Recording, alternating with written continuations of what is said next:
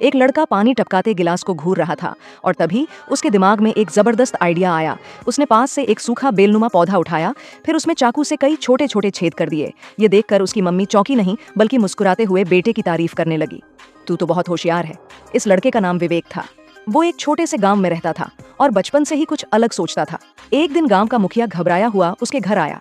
नए राजा ने आदेश दिया था कि आधे महीने के अंदर गांव से 300 लकड़ियां भेजी जाए, वरना पूरे गांव को सजा दी जाएगी। गांव वाले दिन रात मेहनत कर रहे थे, लेकिन काम बहुत धीमा चल रहा था। कुछ लकड़ियां ठीक से काटी नहीं जा रही थीं, कुछ का साइज गलत निकलता।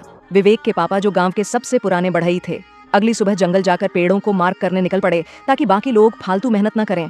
विवेक भी उनके साथ चल पड़ा। चढ़ाई करते वक्त उसका पैर फिसला और गिरते वक्त उसने एक झाड़ी पकड़ ली।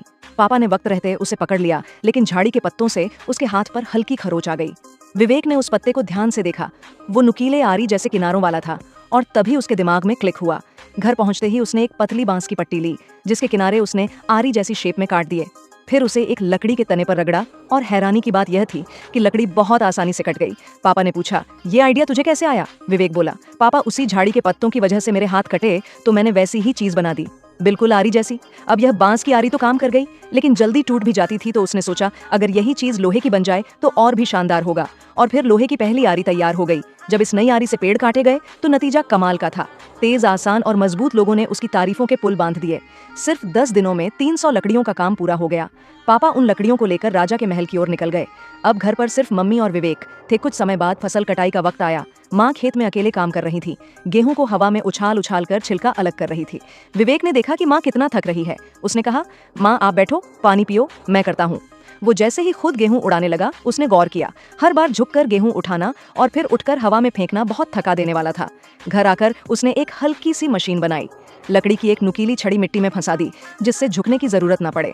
माँ ने कहा, अब तो सच में बहुत आराम लग रहा है, तू तो बहुत समझदार हो गया है। इसके बाद विवेक रोज माँ की मदद करता, फसल काटता और अनाज घर ले आता। पर असली दिक्कत तब शुरू हुई जब माँ गेहूं को पीसने से पहले उसमें से छोटे छोटे कंकड़ अलग कर रही थी। कमजोर रोशनी में छोटे कंकड़ ढूंढना बहुत मुश्किल था। एक एक करके पत्थर छांटना इतना थका देने वाला था कि 1 घंटा बीत गया और काम बहुत कम हुआ। विवेक पानी देने आया, तभी उसने देखा बोतल के नीचे से पानी धीरे धीरे टपक रहा है और यहीं से एक नया आइडिया जन्मा। उसने एक सूखा बेलनुमा पौधा लिया, उसमें छोटे छोटे छेद कर दिए और उसे छन्नी की तरह इस्तेमाल किया। अब जब गेहूं इस छन्नी से गुजरा तो अनाज नीचे गिर गया और छोटे पत्थर ऊपर रह गए। माँ हैरान रह गई, इतना आसान तरीका, तू तो सच में कमाल है बेटा। विवेक बचपन से ही तेज दिमाग वाला था। उसकी नजर हर छोटी चीज पर जाती थी और वह उन्हें सुधारने की कोशिश करता था।